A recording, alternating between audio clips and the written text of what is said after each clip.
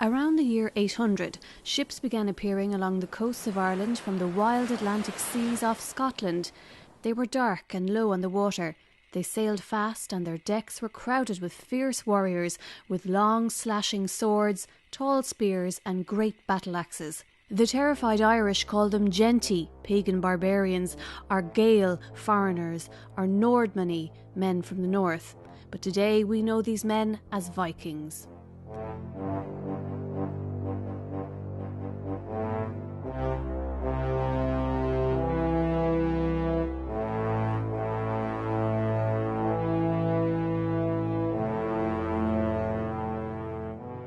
The Vikings came from the lands in the north of Europe, which today we call Scandinavia.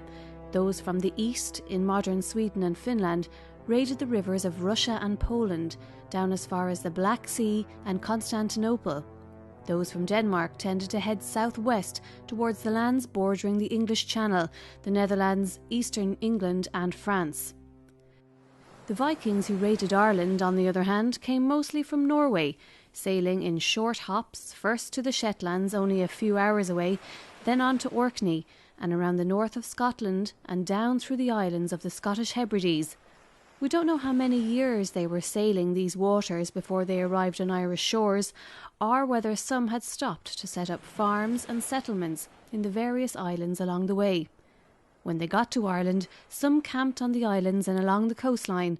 Others moved up rivers like the Shannon or the Barrow and went inland to settle. Why did the Vikings raid Ireland? What were they looking for? In the beginning, they travelled only in the summer, after the crops had been planted and before they needed to be back on the farm for the harvest in the autumn. This is why the Irish poet wrote about winter seas. Fierce is the wind tonight, it tosses the sea's white mane. I need not fear the violent warriors from Norway crossing the Irish Sea. After a while, though, the Vikings began to settle in Ireland, taking advantage of the good land, the extensive woods and the plentiful fishing they found there. Some lived in newly created trading centres and towns such as Difflin, Dublin, or Chimricker, Limerick, while others set up farms in the Irish countryside.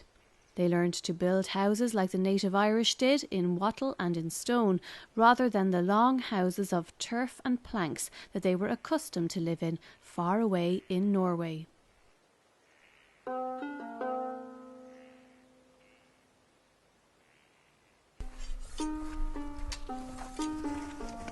This is the home of Thorgrim Gellison and Bergthora Ottersdottir, who came from Scotland to settle in County Clare.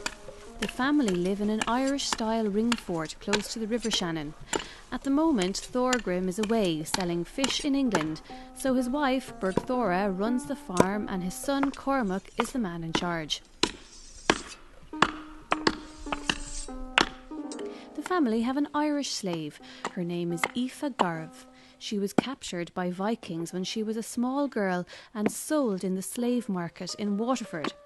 She hauls the wood to keep the fire stocked as well as water for drinking, and every so often bracken and straw to cover the floor and provide beds to sleep in. Because they live outside the city, she also grinds cereal every morning to make bread and porridge.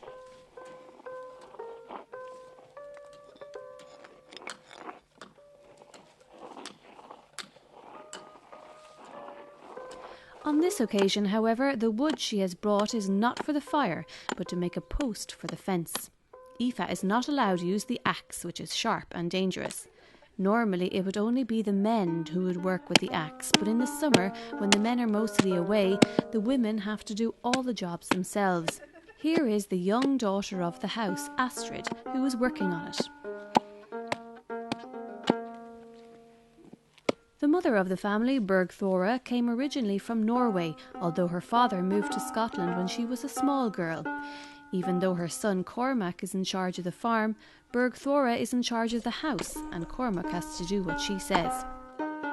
She carries a stick, and when she is cross, she hits people across the legs with it.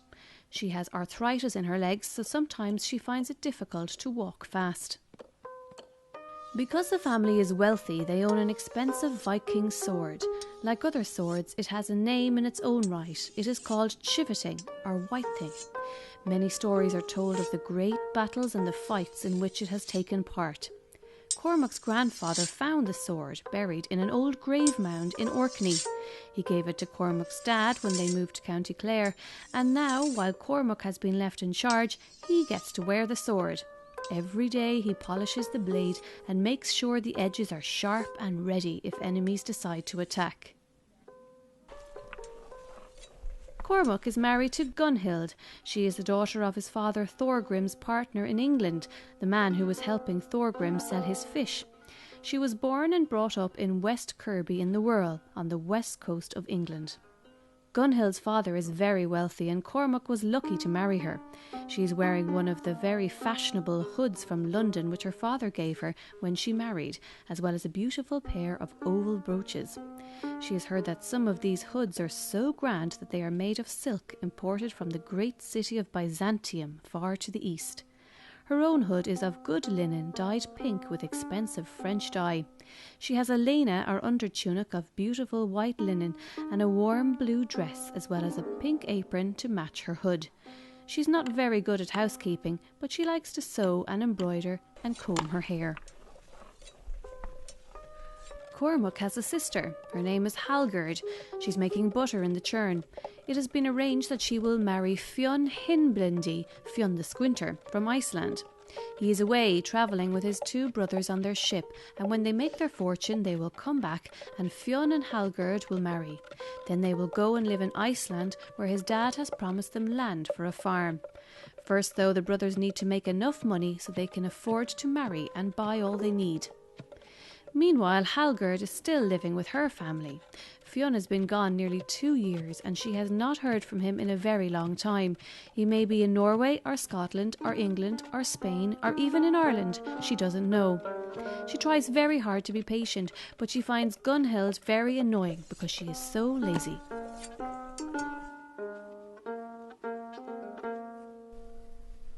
Today is like most days. Hallgerd is preparing fish for dinner and her younger sister Astrid is winding wool. Because it is a warm sunny day, they have decided to sit outside rather than inside the house where it is dark and difficult to see. The man coming in the gate and whistling is Dufnell, an Irishman who lives across the hill. He is not very rich, but he has a good flock of sheep and he hopes that the Lord will rent him some cattle next year. He has spent the winter clearing the ground so that they will have good pasture. Cormac is always happy to see him and he likes to visit and to eat some of the good food that the girls have prepared.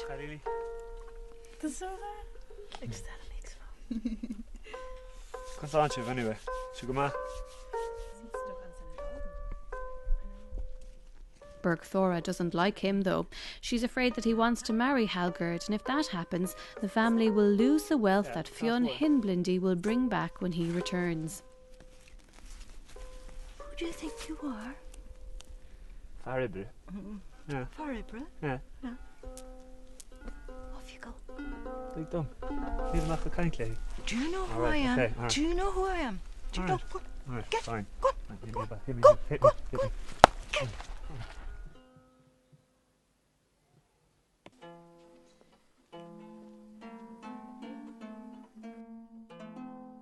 Dinner time and the family are sitting by the fire. Astrid is very musical and she is playing her harp. Cormac is sitting in the corner on the comfortable bench with his wife. Because she is a slave, Aoife does not get to sit beside the fire but must remain out by the door. Luckily it isn't raining today. Oh. Girls, tomorrow, go out with your brother and fix the gate. Okay, we can't have holes in the fences. Was ist mit mir? Mein Mann, der ist nie wichtig, oder wie? We are trying our best, your father. Sie When he können comes da back, sitzen. then you'll be engaged and you'll be married. But we're not going to get anything for you with you sitting round with a pus like that on your face the whole time. Okay. You okay there, Pat? Would you like something to eat? Käse ist gestohlen worden. Oh my, someone is raiding the boathouse down by the river. Your father told you often enough. God, does no one do anything properly round here? He's hopeless. He's hopeless. Anything done?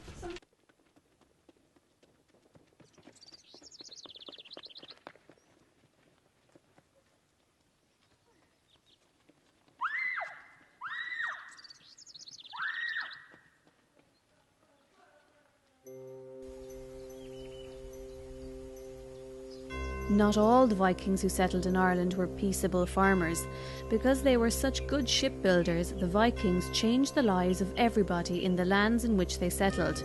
People could travel much more easily, even though it wasn't very comfortable. If a ship was travelling along the coast, they would stop at night and bring down the sail and use it as a tent over the ship. If they were far out to sea, people just sat on the benches or lay on the deck and tried to sleep there. Sometimes people were forced to travel even when they didn't want to. This is Snorri Olafsson, a slave trader from Difflin, modern-day Dublin. He is travelling in the west of Ireland to collect slaves which he will sell in the market when he gets home. Some of them he has bought from other Vikings, and others have been sold to him by Irish chiefs who have defeated their enemies in battle. By selling them as slaves, they can both punish those who fought with them and at the same time make a profit. Snorri has been visiting with Tig O'Brien of Killaloe and Cunla McNamara of Corcomroe, and they have sold him people they captured when fighting in South Galway. Of course, travelling can be a dangerous business. Snorri is now outside the lands of his hosts and moving through the kingdom of the Figenta, south of the Shannon. He is intending to travel down the river to the Viking port of Chimrecker, modern Limerick, where he will hire a ship to carry his slaves to Difflin.